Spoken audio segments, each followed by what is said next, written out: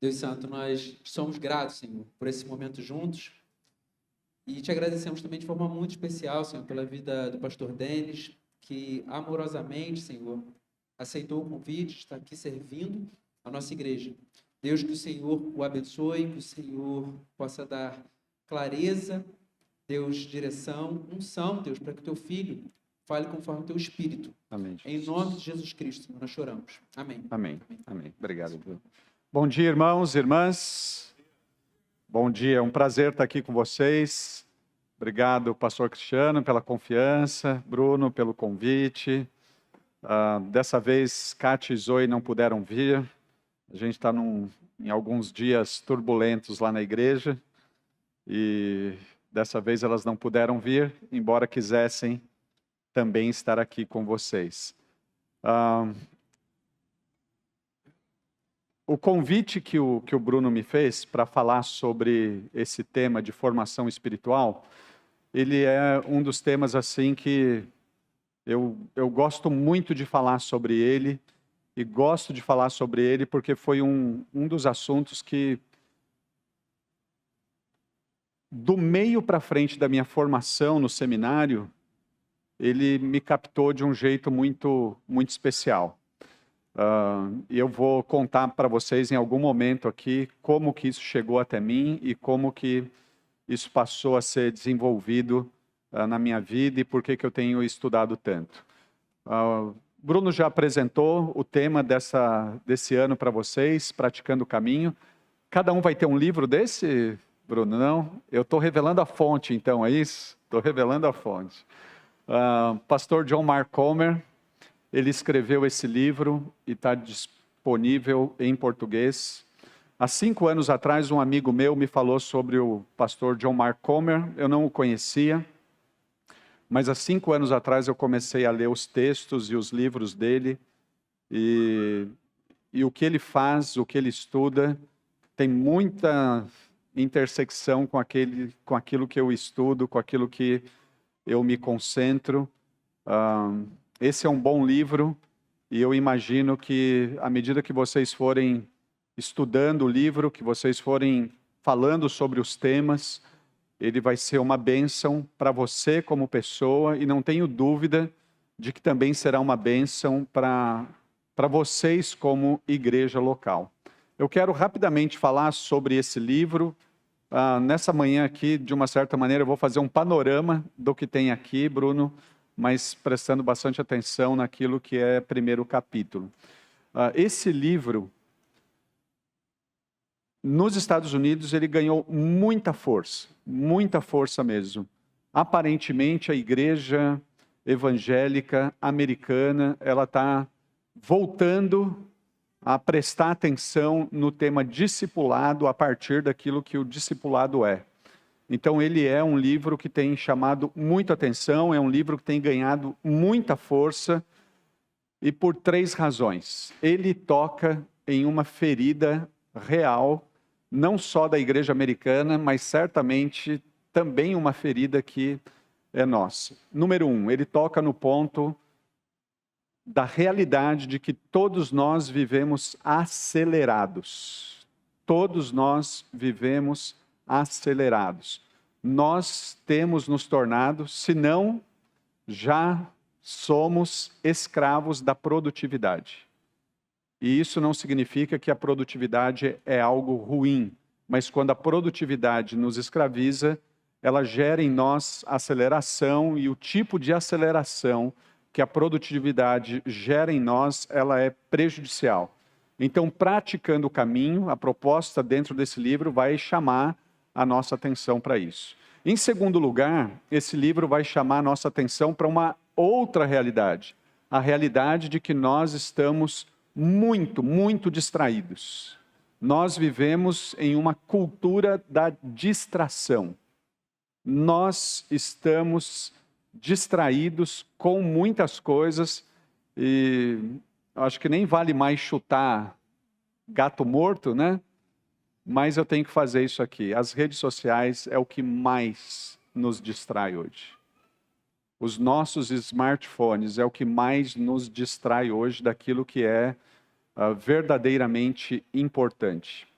Então, esse é um livro que ganha força porque está falando de feridas reais, de realidade do nosso dia a dia mesmo. Mas também esse livro é um livro que vai chamar nossa atenção para o fato de que nós temos vivido uma espiritualidade rasa. Nós não temos mais profundidade na nossa espiritualidade. A gente não tem mais profundidade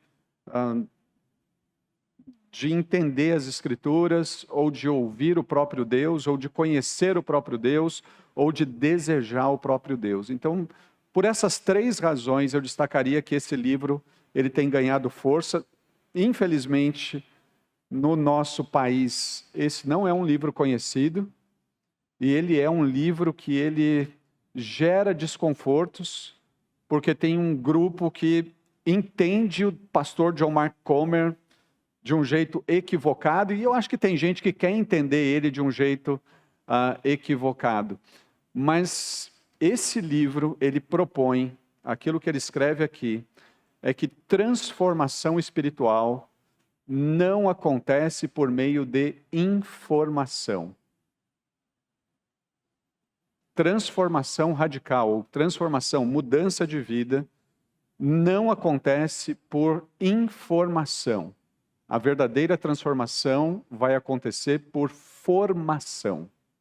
Então, essas 2 palavras são palavras que elas vão estar sempre destacadas no ministério do pastor John Mark Comer, vão estar destacadas nesse livro. A diferença entre informação e a diferença de formação. E a verdade é que quando eu olho para a minha história de igreja, e até mesmo para a minha igreja, eu vejo que nós amamos informação. A gente gosta de informação. A gente gosta muito de ter informação de tudo quanto é jeito. E a gente busca informação, né? De uma certa maneira, nós nos tornamos escravos da informação. Só que no meio da informação também tem má informação. Mas a informação, ela não transforma.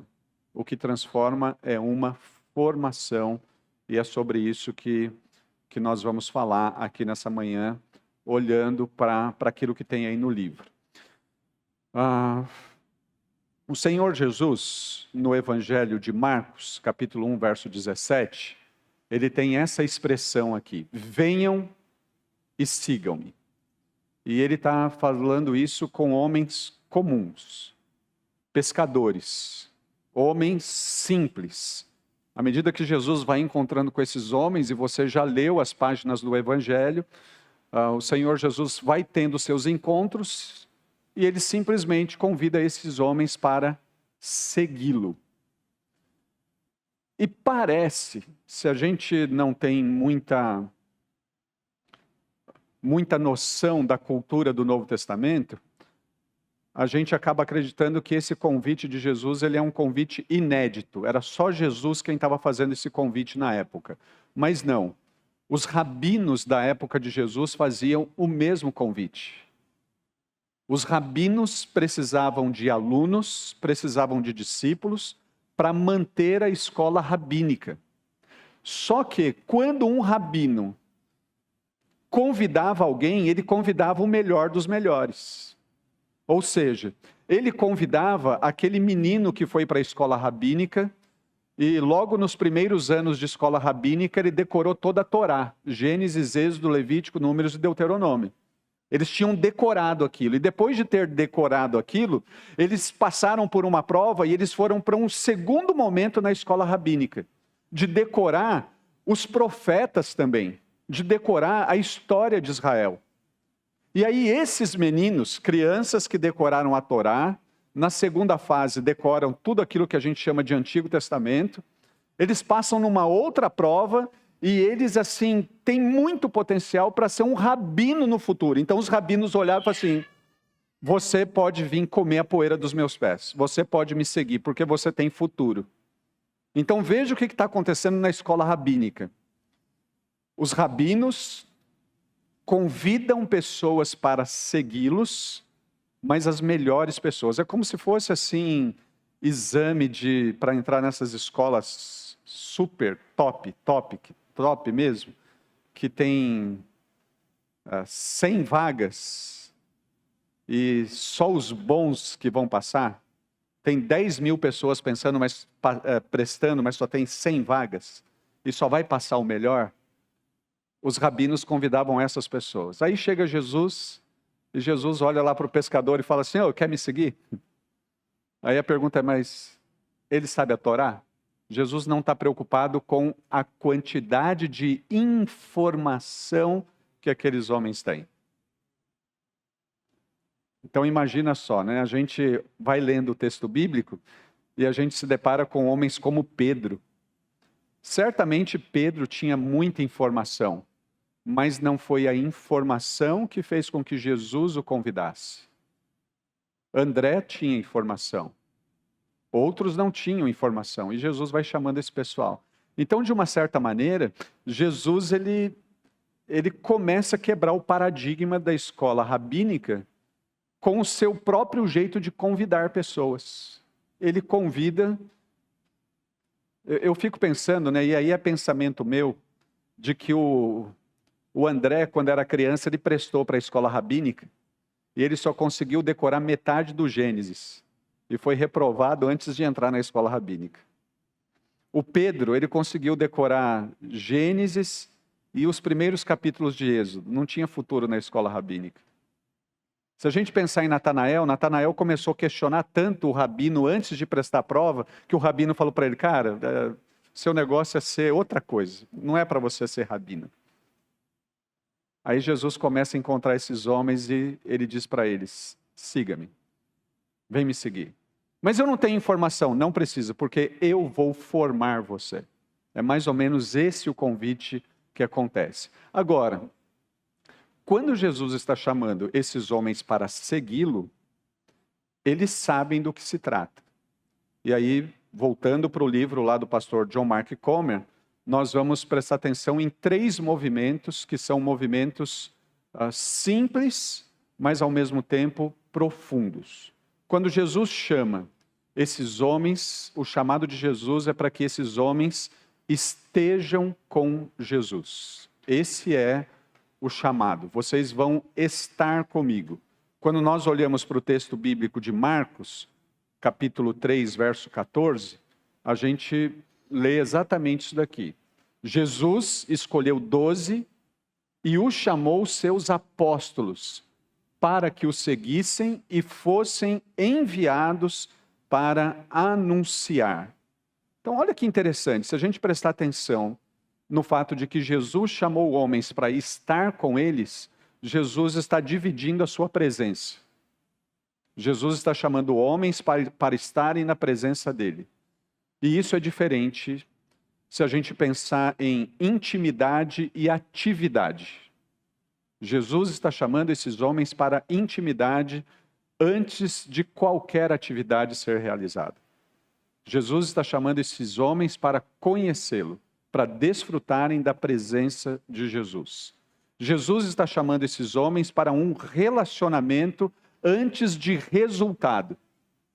A gente vai lendo o texto bíblico e Jesus não fala assim: a missão é em 3 anos a gente alcançar 5.000 pessoas. Não, ele não faz isso. Na verdade, ele nem tem meta para isso. Ele fala assim: vamos estar juntos e vocês vão ver o que eu vou fazer e depois vocês vão anunciar. Então, primeiro é relacionamento antes de resultado. E à medida que esses homens estão com Jesus, eles vão vendo Jesus em silêncio, Jesus em oração e Jesus em solitude. Então nós olhamos para esse chamado simples aqui, para que esses homens estejam com Jesus, e a gente aprende o seguinte: que sem presença não tem transformação. Sem presença não tem transformação. O segundo movimento que Jesus faz com esses homens é de seguir é igual a tornar-se como Jesus. Não é só vocês andarem atrás de mim, eu quero que vocês também se tornem como eu sou. Então vejam comigo, se a gente olhar para o Evangelho de Lucas, capítulo 6, verso 40, a gente lê assim: os discípulos não são maiores que seu mestre, mas o aluno bem instruído será como o seu mestre. Agora notem o seguinte, gente, que é Jesus falando assim: eu vou instruir vocês de tal maneira que vocês serão como eu sou. Veja a importância e a grandeza desse chamado. Não é apenas para estar com Jesus, mas é para tornar-se como Jesus. Nesse chamado aqui de tornar-se como Jesus, é o que nós estamos chamando de formação. Não se trata de informação, se trata de formação. Tornar-se como Jesus. O apóstolo Paulo, ele vai dizer que ele sofre como mulher na hora do parto, até que Jesus seja formado na igreja. E Jesus, ele chama esses primeiros discípulos e diz: vocês serão como eu sou. Isso daqui tem a ver com formação de caráter. Caráter vai ser modelado, vai ser moldado. O fruto do Espírito vai se tornar evidência na vida daquelas pessoas. O interior deles vai ser reordenado. Esse é o movimento. Então notem o seguinte, que tornar-se como Jesus não tem a ver com comportamento, não é comportamento. É a natureza sendo transformada. É o interior sendo transformado. Terceiro movimento é o movimento de fazer como Jesus. Fazer como Jesus.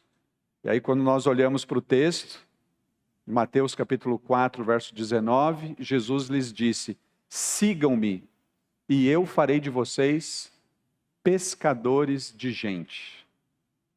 Então vejam aí, queridos, esses três movimentos: estar com Jesus, tornar-se como Jesus e fazer como Jesus. O que Jesus fazia? Jesus curava, é verdade. Jesus libertava pessoas, sim, é verdade. Jesus ensinava pessoas, sim, é verdade. Mas o ministério de Jesus tinha a ver com gente, com tornar gente seus seguidores.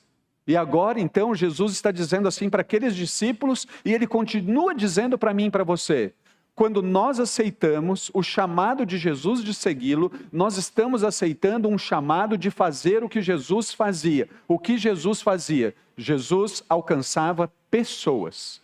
Então, antes de você pensar assim: nossa, Jesus está me chamando para curar como ele... Sim. Jesus está me chamando para ensinar? Sim. Mas antes disso, Jesus está nos chamando para alcançarmos pessoas. Ou seja, amar como ele amou, servir como ele serviu e viver a missão no nosso dia a dia, no nosso cotidiano. E aqui, então, eu chamo a nossa atenção para o segundo ponto, para o terceiro ponto aqui. Prática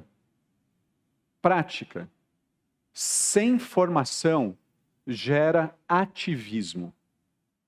Prática sem formação gera ativismo e ativismo vazio. Prática sem formação gera ativismo e ativismo vazio. Então, queridos, eu quero destacar novamente aqui para vocês: estar com Jesus sem presença, não há transformação. Se vocês estão anotando ou se vocês estão guardando isso na mente, esses daqui são os pontos mais importantes. Quando Jesus chama pessoas, ele está chamando pessoas, mas nós temos que entender que sem presença não há transformação. Quando Jesus chama pessoas para se tornarem como ele, não se trata de comportamento. Não é comportamento. É natureza sendo transformada. Quando Jesus chama pessoas para fazer como ele, nós aprendemos aqui que prática sem formação gera ativismo vazio. Então, diante de tudo isso, o que o John Mark Comer, ou o que vocês, nessa jornada de 10 encontros ao longo desses anos, o que vocês vão fazer aqui? Vocês vão resgatar um conceito bíblico antigo de discipulado. É isso que vai acontecer. Ao longo desse ano, ao longo desses 10 encontros, vocês vão resgatar o conceito bíblico de discipulado. Discipulado como aprendizado de vida. Discipulado não apenas como crença, não apenas como informação, mas discipulado como aprendizado de vida. Uma das coisas que eu tenho aprendido na leitura do John Mark Comer, o que eu tenho aprendido com o tema de formação espiritual, é de que discipulado não tem a ver com apenas vir à igreja. Discipulado não é isso. Discipulado não tem a ver com conhecimento bíblico. Não tem nada a ver com isso. Discipulado não tem nem a ver com experiências espirituais. Discipulado não é isso. Discipulado é adotar o estilo de vida de Jesus. Isso é discipulado. Estar com Ele, presença, tornar-se como Ele e fazer como Ele. Isso daqui é estilo de vida. Esses dias, quinta-feira, um garoto me procurou lá na igreja, ele falou assim: pastor, eu estou querendo discipular 4 garotos. Sim, você não pode. Sim, mas como não, pastor? Tem como você discipular 4 garotos? Claro que tem, pastor. Eu já até falei com eles, assim, discipular eles você não vai conseguir. Mas, pastor, por que não? Eu falei assim, cara, porque quem discipula é a igreja, não é você. Você pode estudar a Bíblia com esses 4 garotos. É isso que você quer fazer? Ah, é isso, pastor. Eu quero estudar a Bíblia com 4 garotos. Sim, isso. Então, vai com Deus, que Deus te abençoe, que Deus use você. E eu queria até sugerir que você estudasse a Bíblia com esses 4 garotos a partir do tema amizade. Esses 4 garotos precisam entender o que é amizade. Então, estude a Bíblia com eles sobre o tema amizade. Ô, pastor, obrigado. Mas eu vi que ele estava incomodado. Eu falei assim, Dani, tá tudo bem? Você quer me fazer alguma pergunta? Quero, pastor. Por que eu não posso discipular esses meninos? Porque discipulado é uma tarefa da igreja. Não é tarefa individual. O que eu quero dizer com isso? Eu quero definir discipulado aqui com vocês. Discipulado é um conjunto de práticas. Discipulado é um conjunto de práticas que nos ajudam a identificar Jesus em nós. Isso é discipulado. Conseguem guardar isso? Porque a definição é muito simples. Discipulado é um conjunto de práticas que ajudam a identificar Jesus em nós. Isso é discipulado. Então, o Daniel, quando ele estiver estudando a Bíblia com aqueles 4 garotos, ele está realizando uma prática, estudar a Bíblia. Mas esses 4 garotos, quando eles estiverem no culto, eles vão realizar outras práticas. Eles vão cantar, eles vão ouvir a palavra, eles vão orar. Então, oração, canto, ouvir a palavra, estudar a palavra, estar em comunhão com mais pessoas. Essas práticas nos discipula. Só estudar a Bíblia não. Porque só estudar a Bíblia é o quê? Informação. E quando nós estamos resgatando o conceito bíblico de discipulado, nós estamos falando de formação. E a formação precisa de mais coisas além do estudo bíblico. Nós precisamos ouvir a palavra pregada. Nós precisamos cantar. Gente, vocês já pararam para pensar que nós também somos discipulados pelas músicas que nós cantamos? As músicas que nós cantamos também nos formam. Então nós precisamos cantar boas músicas, como as que cantamos aqui nessa manhã. Quando nós estamos reunidos com o povo de Deus, a reunião com o povo de Deus também é formativa. Então, nesse sentido, quem discipula é a igreja e não a pessoa. A pessoa pode fazer o quê? A pessoa pode estudar a Bíblia com outra pessoa. A pessoa pode aconselhar outra pessoa. Mas o discipulado mesmo acontece na comunidade local. Então, ao longo desses 10 encontros, com a graça de Deus, vocês vão resgatar o conceito bíblico de discipulado como aprendizado de vida, e não apenas como crença ou informação. Então, queridos, quero destacar aqui 2 pontos importantes para nós aqui. Número 1, discípulo não é só alguém que aprende conteúdo. Discípulo não é só isso. Discípulo não é alguém que aprende conteúdo. Vamos ler juntos isso? Vamos lá. Discípulo pode ser melhor. Vamos lá. Isso, não estamos falando apenas de conteúdo. Mas, em segundo lugar, discípulo é alguém que organiza a vida ao redor do mestre. Então, gente, o Pedro, o Tiago, o João, o Natanael, o André, esse pessoal começou a organizar a vida deles ao redor de Jesus Cristo. Então, Jesus falou assim, vamos para Samaria. O pessoal disse, hoje não dá porque eu tenho que fazer uma pesca maravilhosa. Então, hoje não vai dar para ir, Jesus. A vida deles era assim, e hoje tem a pesca, mas Jesus quer que a gente vá para Samaria, vamos para Samaria. Vamos para Samaria. Então, discípulo é alguém que organiza toda a vida ao redor do mestre. Agora, isso daqui chama a nossa atenção. Mas, pastor, como é que eu vou organizar minha vida uma vez que eu trabalho? Muito fácil. Quando você for para o seu trabalho, você vai com Jesus. Pastor, como é que eu vou organizar minha vida nos meus dias de lazer? Quando você for para o seu lazer, você vai com Jesus. Pastor, e se eu estiver doente no hospital, como é que eu vou organizar minha vida? Você vai para o hospital com Jesus. É a sua vida organizada ao redor do Mestre Jesus. Isso é discípulo. Discípulo é alguém que organiza toda a vida ao redor do Mestre. Se a gente não entender isso, sabe o que vai acontecer?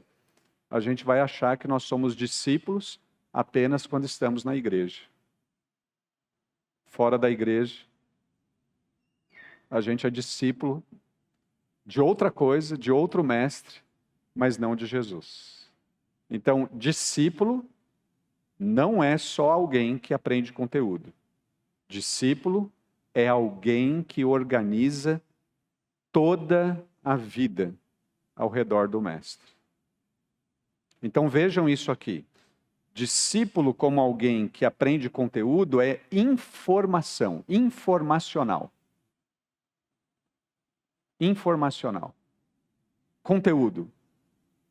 Conheço toda a Bíblia, e é bom conhecer toda a Bíblia.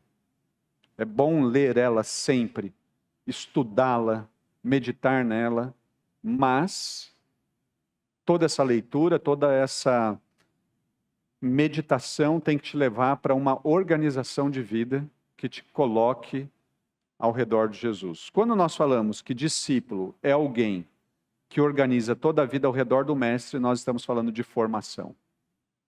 Formacional. Isso é formacional. Discípulo é alguém que organiza toda a vida ao redor do mestre. E aí a gente começa a perceber o seguinte: quando nós estamos sendo formados, a gente precisa, porque a gente vive muito acelerado. Nós vivemos muito acelerados. A gente vive muito acelerado. A gente vive muito distraído. E a gente vive uma espiritualidade muito rasa. Então, à medida que a gente começa a organizar a nossa vida ao redor de Jesus, as coisas mudam. Por quê? Porque transformação espiritual não acontece por informação, mas por formação. Muito bem. Tudo muito bonito até agora, né? Mas a questão é, como é que a formação espiritual acontece na prática? Tá bom, o que a gente tem que fazer? Porque a gente está tão acelerado que no final das contas a gente fala assim, pastor, para de enrolar. O que a gente tem que fazer? Fala aí o que a gente tem que fazer, vamos sair fazendo e vamos formar então. Já que é formação, vamos formar. O que tem que fazer? Como é que é a prática disso? Como é que formação espiritual acontece? Formação espiritual acontece por meio de disciplinas espirituais. Formação espiritual acontece na prática por meio das disciplinas espirituais.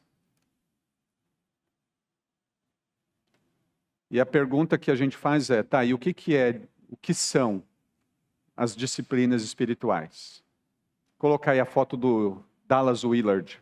Dallas Willard é o meu herói.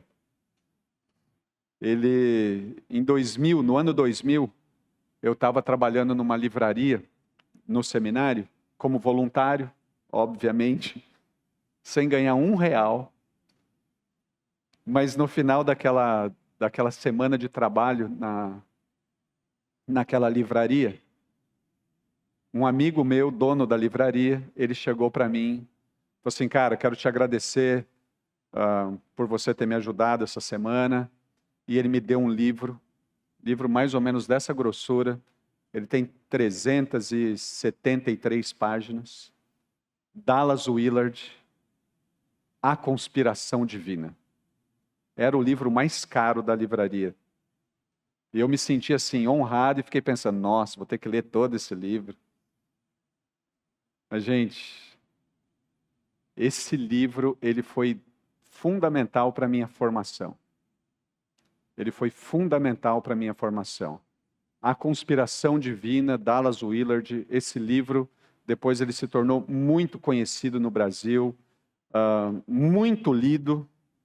Dallas Willard, ele foi um filósofo cristão, um pastor, que sempre trabalhou para o resgate desse conceito bíblico de discipulado.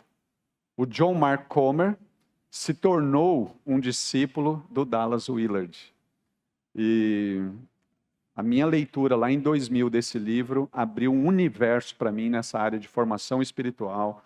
E desde lá eu não paro de ler, de estudar, de conversar sobre esse tema, porque é um tema verdadeiramente importante. Então, a partir desse livro, eu acredito que todo o livro do Dallas Willard em português eu já li, e continuo lendo textos que são lançados hoje, porque foi um grande diferencial para mim. O Dallas Willard, ele define o que são disciplinas espirituais, e eu quero colocar aí para você. Disciplinas espirituais são atividades da mente e do corpo, feitas com propósito, para trazer nossa personalidade e nosso ser completo em cooperação efetiva com a ordem divina. Elas permitem, cada vez mais, que nós vivamos em um poder que está, estritamente falando, além de nós, que deriva do próprio reino espiritual. Bom, como Dallas Willard é um filósofo, está aí um conceito difícil de entender, né? Do que ele está falando? Depois de conhecer bem o Dallas Willard, e não sendo um filósofo, eu quero ilustrar isso com o seu carro. De vez em quando, você tem que levar o seu carro para fazer alinhamento e balanceamento, não é verdade? Sabem do que se trata isso? Porque tem gente que não faz a menor ideia. O que é isso? Alinhamento? Tem mesmo que fazer? Tem. De tempos em tempos, você tem que levar seu carro na oficina para que ele seja alinhado e balanceado. Ou, no mínimo, se você não tem ideia do que é isso, de vez em quando você tem que colocar ar premium nos pneus do seu carro. Já ouviram falar disso? Vai lá calibrar o pneu do carro, né? E ar premium é aquele negócio que a pessoa vai lá no posto e a pessoa coloca R$100 por pneu para colocar ar premium, né? Mas isso não existe, viu, gente? Não caiam nessa, né? Mas de vez em quando você tem que fazer isso, você tem que alinhar o carro, você tem que balancear o carro. Essas coisas precisam ser feitas. E precisam ser feitas por quê? Porque se você não alinhar o seu carro, se os pneus não estiverem balanceados, você vai gastar mais combustível. O seu carro vai ter mais desgaste. Então ele precisa ser alinhado, ele precisa ser balanceado. As disciplinas espirituais funcionam assim. Jesus Cristo habita em nós, Ele vive em nós. Jesus Cristo é dado a nós pela graça mediante a fé. Ele habita em nós, mas porque nós vivemos em um mundo de muitas distrações, porque nós vivemos em um ritmo muito acelerado e porque nós desfrutamos de uma espiritualidade vazia, a gente não consegue prestar atenção que Jesus está em nós. O que as disciplinas fazem? As disciplinas nos alinham novamente. Elas nos balanceiam para que a gente lembre, Jesus está em mim. E quer saber de uma coisa? Quem tem Jesus não tem falta de nada. Só que, gente, quantas vezes a gente não vai fazendo coisas sem lembrar que Jesus está em nós? Acontece com você? Cris, parabéns, viu? Aqui todo mundo lembra sempre. Eu esqueço frequentemente que Jesus está em mim. E por isso que eu preciso das disciplinas espirituais. Eu preciso que as disciplinas me ajudem a voltar para Jesus. Eu estou usando palavras intencionais, tá? Eu, Denis, preciso das disciplinas espirituais para que eu volte para Jesus. Eu não preciso das disciplinas para ter Jesus, porque eu já tenho Jesus. Você já tem? Amém? Você já tem Jesus aí? Então a gente precisa de disciplinas para que a gente identifique Jesus agindo em nós. Estão entendendo isso? Está claro o que são disciplinas, gente? Isso daqui tem que estar muito claro, porque senão daqui a pouco a gente vai ver que a gente vai confundir disciplinas espirituais com o que acontece em outras religiões. Disciplinas espirituais servem para quê? Daqui a pouquinho, eu já vou entrar aí. Disciplinas espirituais servem para quê? Eu lembre que Jesus está sendo formado em mim. Eu vou mencionar algumas aqui. Eu estou aqui me coçando para ficar falando sobre cada uma delas, mas o Bruno falou assim, não faça isso.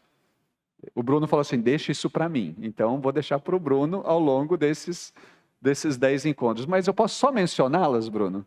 Gente, a solitude. Solitude é uma disciplina, talvez a mais difícil da gente experimentar dela. Porque quando nós estamos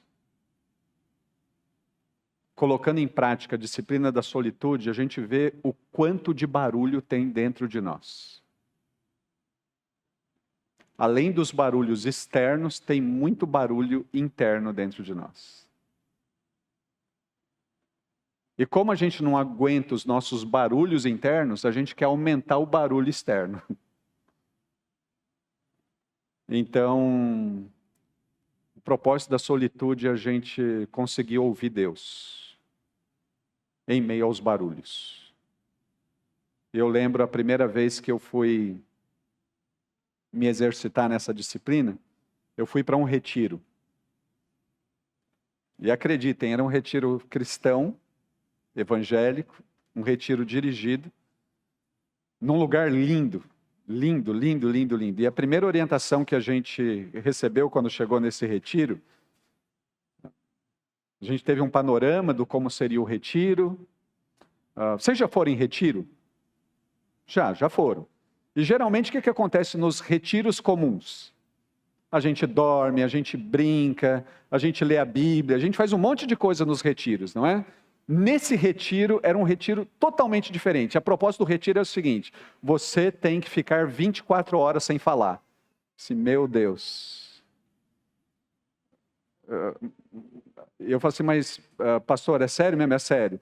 Mas e quando a gente tiver assim, muita vontade de falar? Quando você tiver muita vontade de falar, você vai sorrir. Ou você vai falar com os seus olhos.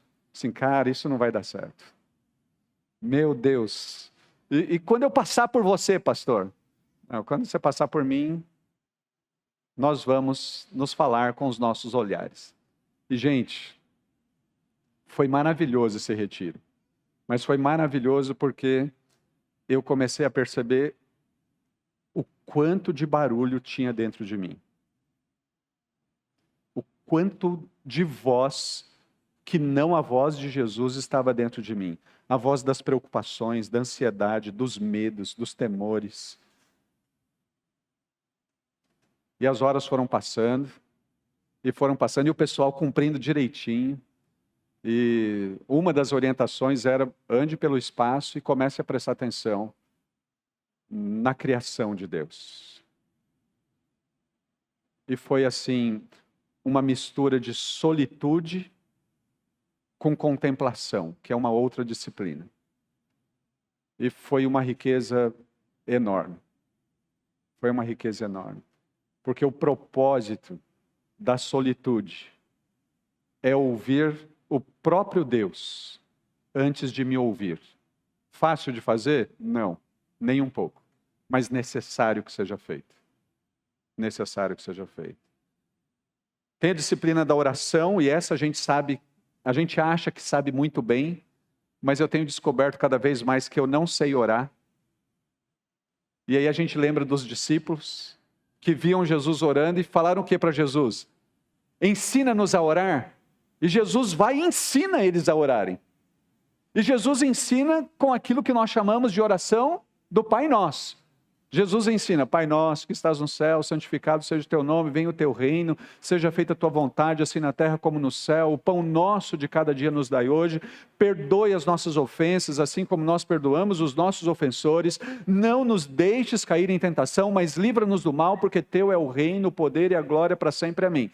Jesus ensinou isso para eles. Aí a igreja contemporânea diz assim: aquela oração que Jesus ensinou não pode mais fazer. Por quê?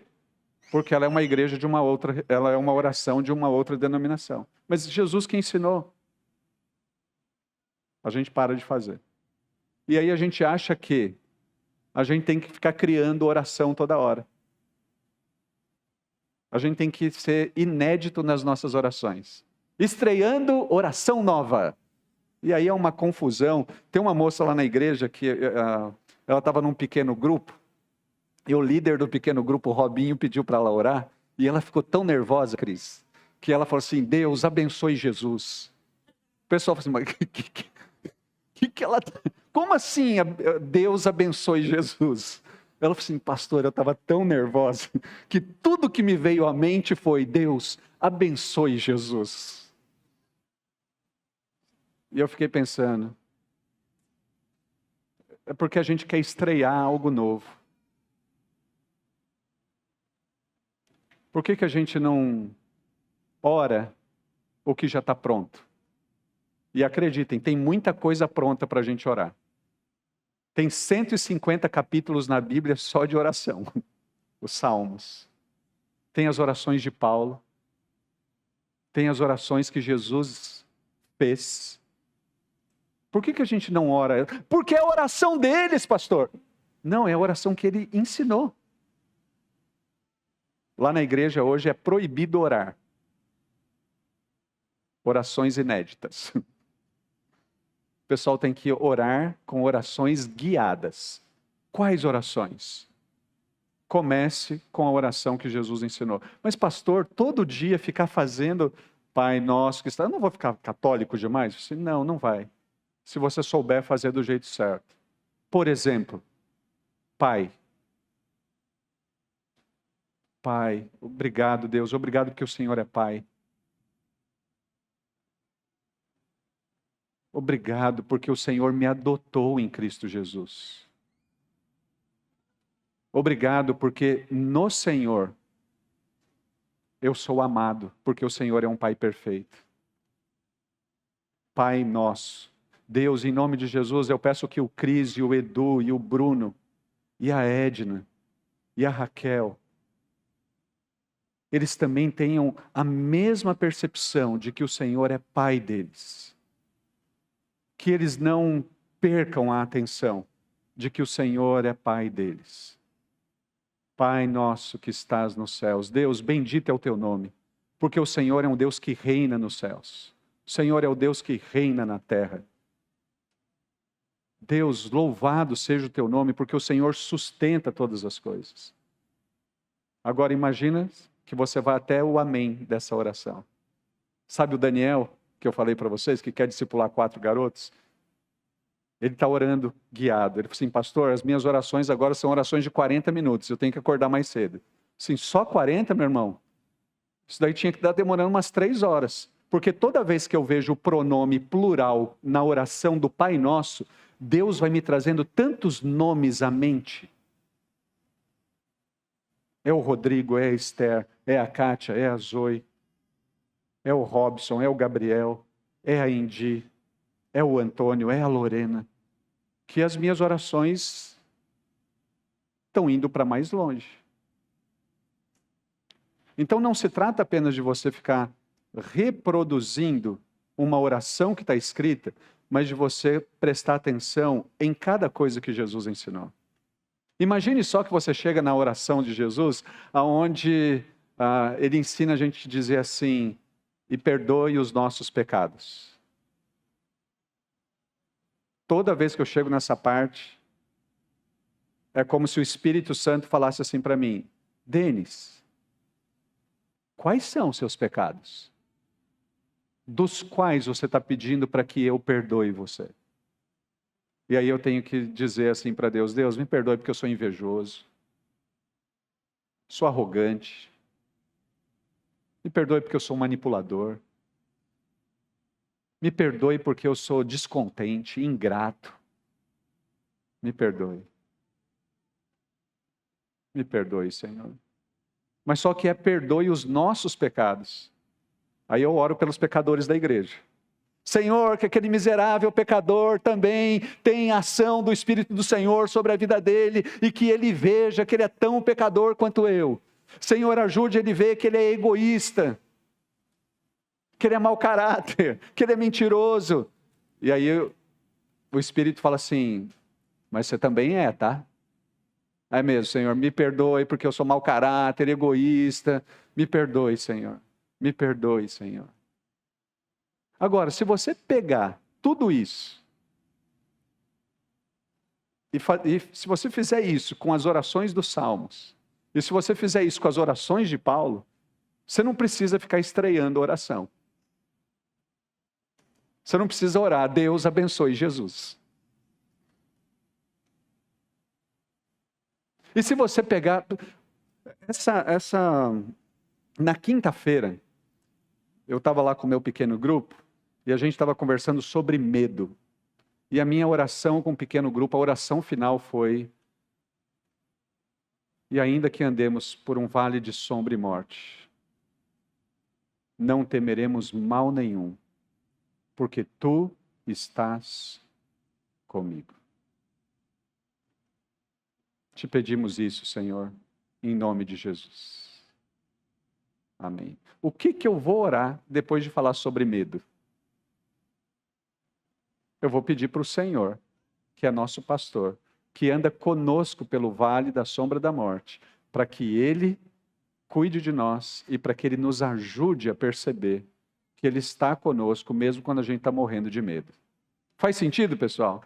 É assim que a gente ora. É isso que é oração, não é ficar estreando. E aí, vamos embora. Tem o descanso.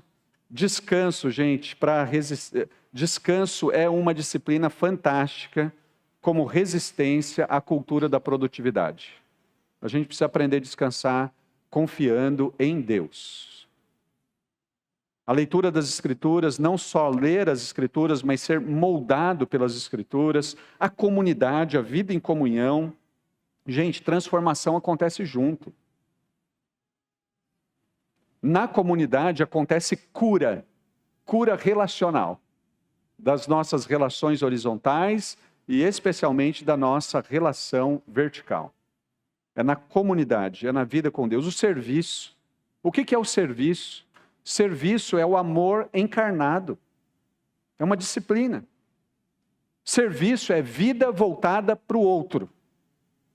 E a gente vê tudo isso no Senhor Jesus. Então, deixa eu ilustrar isso agora. Eu tentei aqui fazer um esquema para a gente entender. Então, disciplinas espirituais, me ajuda aí agora, meu amigo. Disciplinas espirituais, elas servem para que nós permaneçamos em Jesus. É para isso que ela serve. Evangelho de João, capítulo 15, verso 4 e 5, o Senhor Jesus nos chama para permanecermos. As disciplinas espirituais, oração, solitude, contemplação, jejum, silêncio, meditação, leitura das Escrituras, o cantar, tudo isso serve para que a gente permaneça em Jesus. E esse é o chamado de Jesus, permaneçam em mim. Tá, como é que eu faço para permanecer em um mundo distraído, em um mundo de produtividade, em um mundo de espiritualidade rasa? As disciplinas espirituais, elas servem para que a gente tenha cada vez mais a consciência de que Jesus está em nós e de que nós precisamos permanecer em Jesus. Então, disciplinas espirituais servem para que a gente permaneça em Jesus, e aí eu quero chamar a sua atenção para esse ponto aqui. Se você pode esquecer tudo que eu já falei e o que eu vou falar, mas isso daqui você não pode esquecer. Tudo aquilo que não nos leva à presença de Jesus é vazio. E vocês vão perceber o quanto isso daqui é importante. Eu tenho uma amiga, a Pati, uma amiga assim muito querida, nossa amiga. A Pati, ela já foi de todas as religiões que você possa imaginar. Imagina uma, ela foi. E aquela nova também foi. Se você falar com ela, você já foi budista? Já. Já foi islâmica? Já. Espírita? Também. Você já foi shintoísta? Já. A Pati, gente, ela foi num retiro. Ela levou o namorado dela, hoje marido, um retiro Esse retiro era muito doido mesmo, pelo que eles descrevem. O retiro foi na Serra da divisa de Goiás com Tocantins. Tem uma serra famosona lá.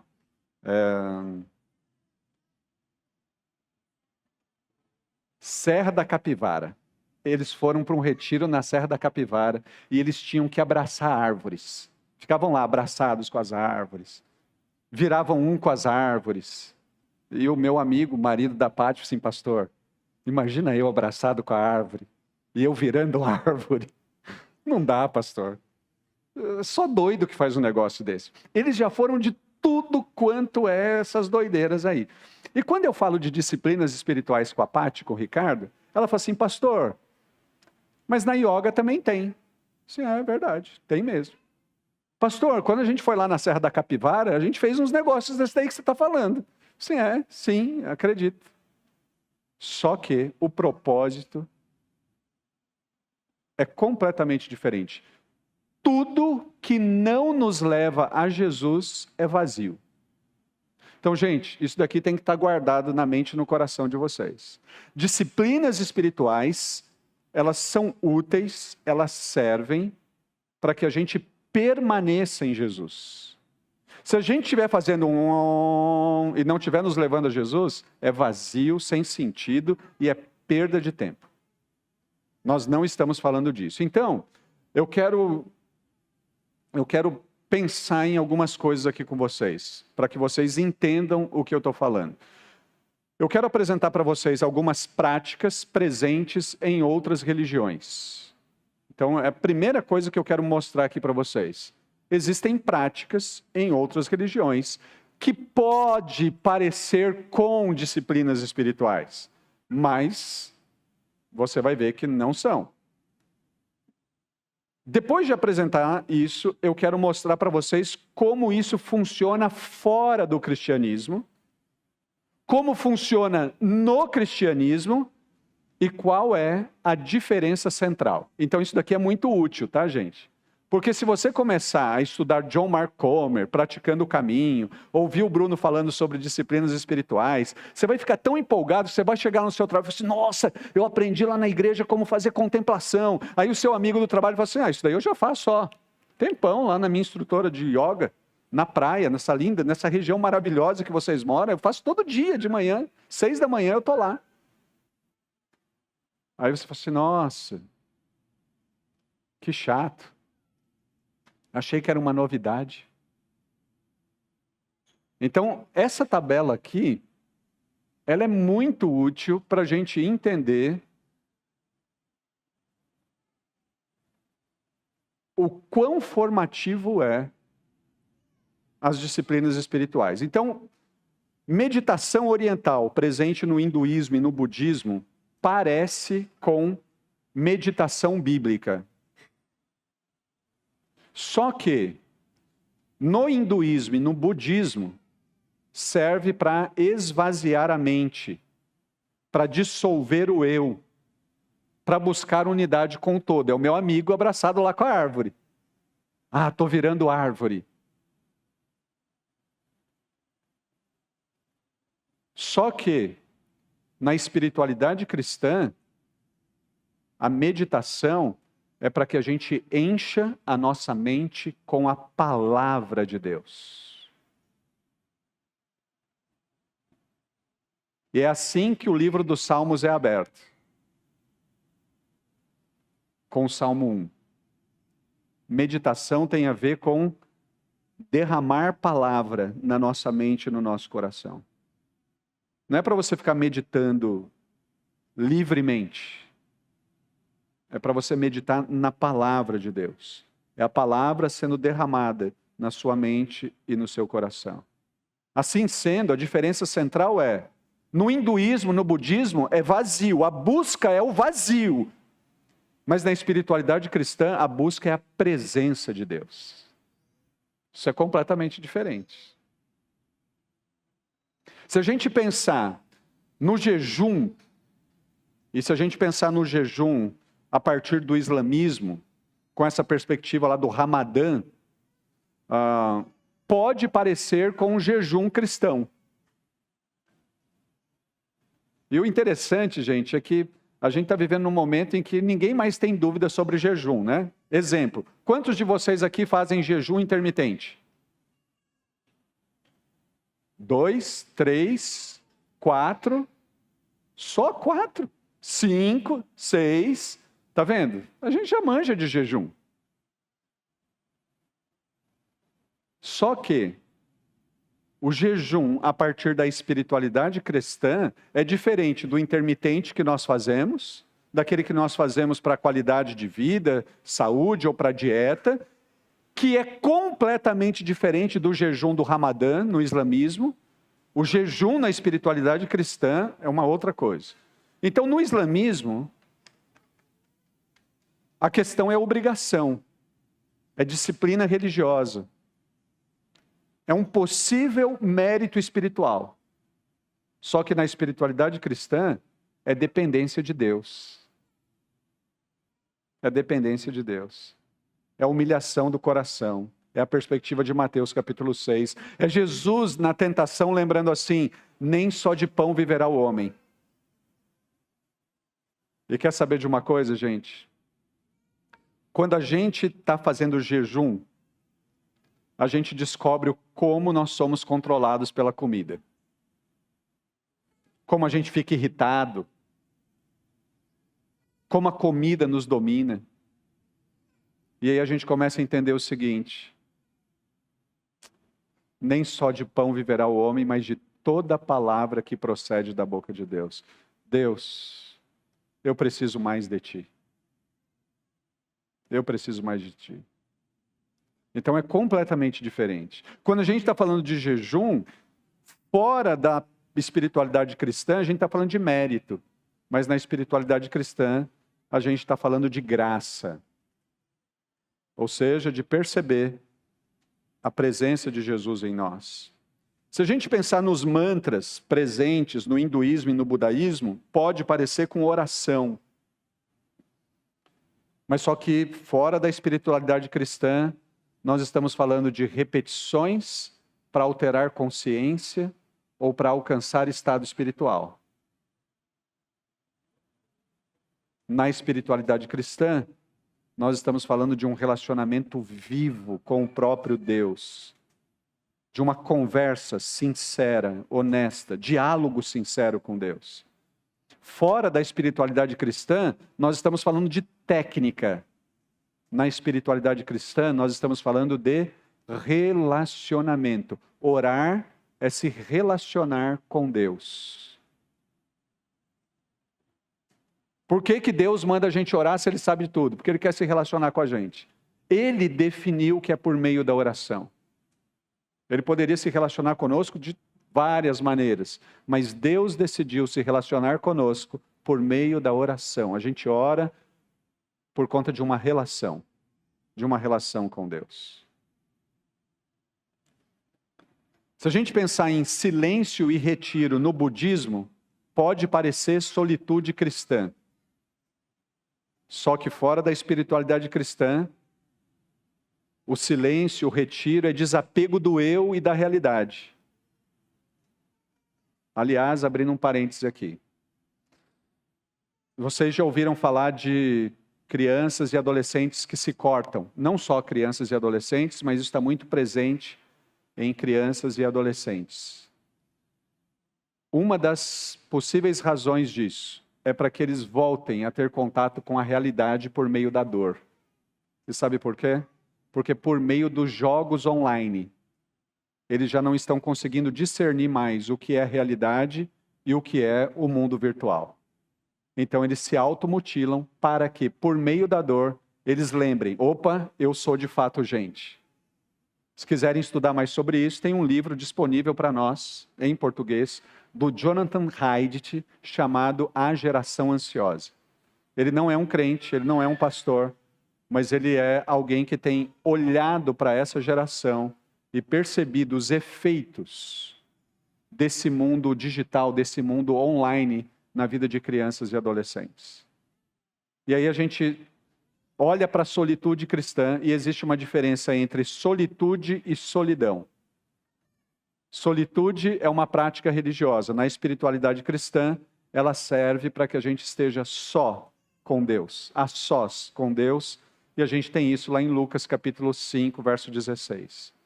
Então vejam, fora da espiritualidade cristã, a solitude é despersonalização. Eu quero deixar de ser eu. Na espiritualidade cristã, a solitude tem a ver com comunhão. Comunhão com o próprio Deus, comunhão com o Criador. Se a gente pensar em caridade, caridade está presente em diversas religiões. Diversas. E caridade pode ser parecido com generosidade cristã, mas fora da espiritualidade cristã, caridade ou generosidade tem a ver com acúmulo de mérito, com karma. Eu fui ruim na encarnação anterior, agora eu estou melhorando, e se eu for ruim agora? Isso é karma. Mas como a gente olha para isso na espiritualidade cristã, a generosidade, a doação, é resposta à graça de Deus. O nosso Deus é um Deus generoso. Fora da espiritualidade cristã, a generosidade, a doação é troca, é transação. Na espiritualidade cristã, generosidade é gratidão. É gratidão. Então, queridos, esse daqui é um quadro importante, tá?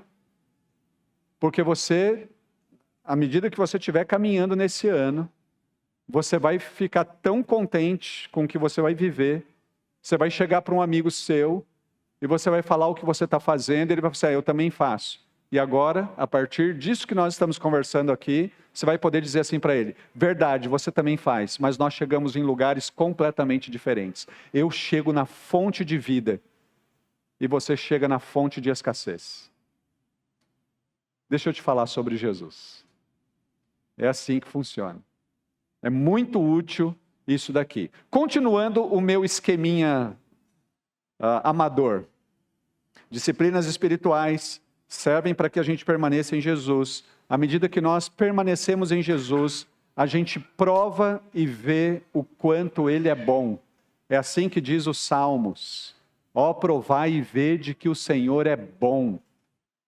À medida que nós experimentamos da bondade do Senhor, à medida que nós experimentamos dela, nós também experimentamos de paz, experimentamos de alegria, de contentamento, de gratidão. Ao experimentarmos de paz e alegria, a gente descobre que estamos livres, e ao estarmos livres, nós vivemos para a glória de Deus. Nós vivemos para a glória de Deus. Então, queridos, para começar a terminar aqui, né? Eu diria que nós temos, esse ano, vocês terão, com aquilo que vocês vão experimentar nesse livro, nesse roteiro, vocês vão ter a oportunidade de simplificar a vida em torno das práticas de Jesus. Simplificar a vida em torno das práticas de Jesus. E eu creio, em nome de Jesus, que se vocês fizerem o básico, oração, se vocês fizerem talvez o jejum, ou se vocês se tornarem generosos, mais doadores, vocês vão simplificar a vida de vocês. Em Lucas capítulo 5, verso 16, a gente encontra Jesus orando o tempo todo. Em Mateus capítulo 4, verso 2, a gente vê que o próprio Jesus, ele jejuava. Em João capítulo 13, verso 29, eu não sei quantos de vocês já prestaram atenção nesse texto, e eu quero destacar ele especialmente aqui, porque é um texto que geralmente a gente não presta muita atenção. Quando Jesus está ali na mesa com seus discípulos, e Judas se levanta para trair Jesus, os discípulos, eles dizem que eles pensaram que Judas se levantou porque Jesus talvez tivesse ordenado para Judas que ele desse dinheiro para alguém e também para os pobres. Ou seja, isso parece uma prática da vida de Jesus. Doar, abençoar quem precisa e atender os pobres. Está lá em João capítulo 13, verso 29. Depois você lê com bastante atenção. Queridos irmãos, Igreja do Redentor, eu acredito, sim, que o objetivo desse ano é que vocês se tornem pessoas que amam como Jesus amou. Esse é o grande objetivo. Se vocês vão conversar e irão conversar sobre formação espiritual, sobre disciplinas espirituais, vocês têm como objetivo tornarem-se pessoas que amam como Jesus amou. E se vocês fizerem isso, o resultado esperado para o final desse ano é de que vocês tenham uma vida integralmente transformada. Integralmente transformada. O que se espera à medida que uma igreja, que pessoas conversam sobre formação espiritual e disciplinas espirituais, é de que vocês, no final desse ano, tenham um caráter semelhante ao caráter de Jesus Cristo.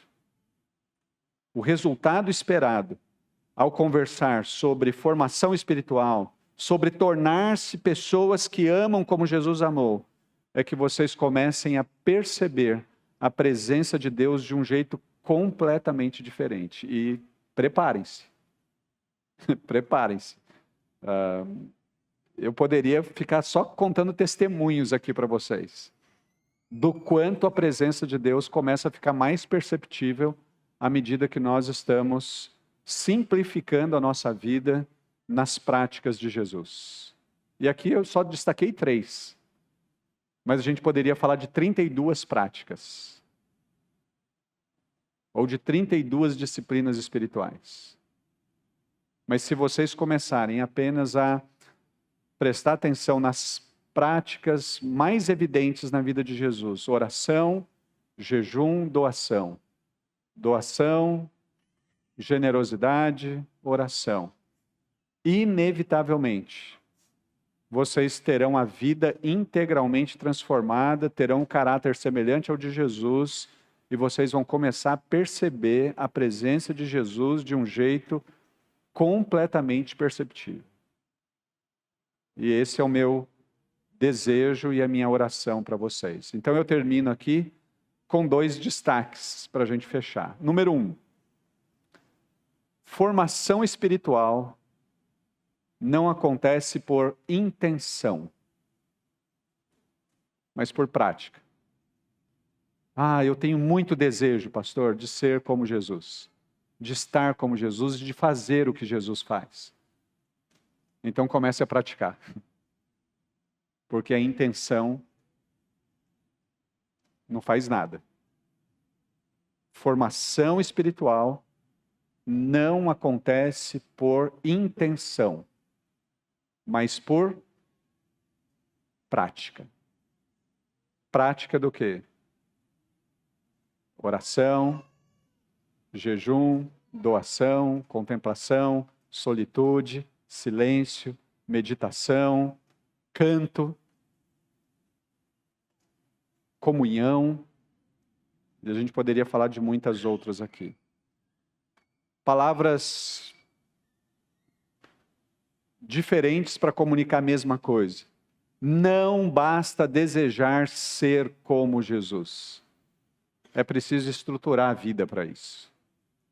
Eu quero muito ser como Jesus. Então comece a fazer o que Jesus fazia.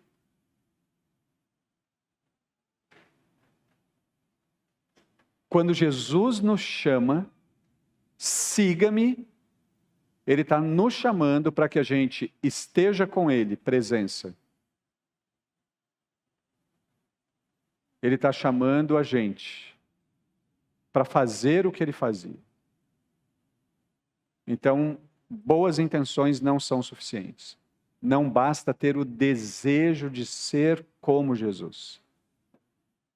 Você precisa estruturar a vida para isso. E meu irmão, minha irmã, a gente estrutura a nossa vida para tanta coisa, não é mesmo? Quantos de vocês tiveram que estruturar a vida para serem membros aqui da Igreja do Redentor? Ou foi assim, é só ir lá? Não foi, né? Não teve que mexer em alguma coisa? Teve. Quantos de vocês não tiveram que estruturar a vida por conta da carreira de vocês? Alguém aqui já teve que estruturar a vida por conta da carreira profissional? Tenho certeza que já. Quantos de vocês aqui já não tiveram que estruturar a vida por conta da mudança na fase de vida? Quando o seu primeiro bebezinho chegou, lembra? Eu estou vendo um carrinho ali. Esse carrinho é de uma criança de quantos meses? 6 meses. Já tiveram que reestruturar a vida?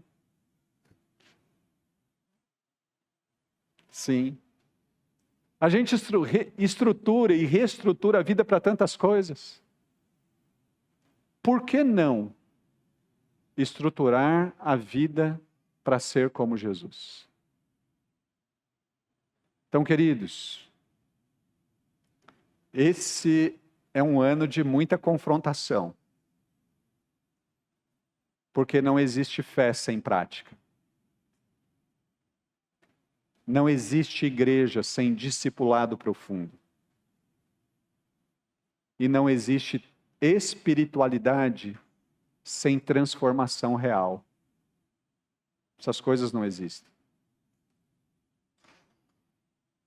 A gente precisa abandonar uma fé superficial. E a gente precisa admitir que nós estamos preocupados demais, agitados demais, distraídos demais. E, infelizmente, contentes demais com uma fé superficial. Seguir Jesus não é admirar seu caminho, é reorganizar a vida inteira para andar nele. Amém? Vamos orar? Obrigado, Senhor, por essa manhã, obrigado por esses irmãos queridos, por essa igreja. Obrigado, Pai, pelo ministério do pastor Cristiano aqui. E, sobretudo, nós te agradecemos porque a igreja do Redentor é uma igreja do Senhor Jesus Cristo. Então, bendito é o teu nome, Deus, porque o Senhor é o Senhor dessa igreja. Que nesse ano, os meus irmãos e irmãs cresçam, Deus, diante de ti. Que os meus irmãos e irmãs cresçam em caráter. Que os meus irmãos e irmãs sejam transformados por ti.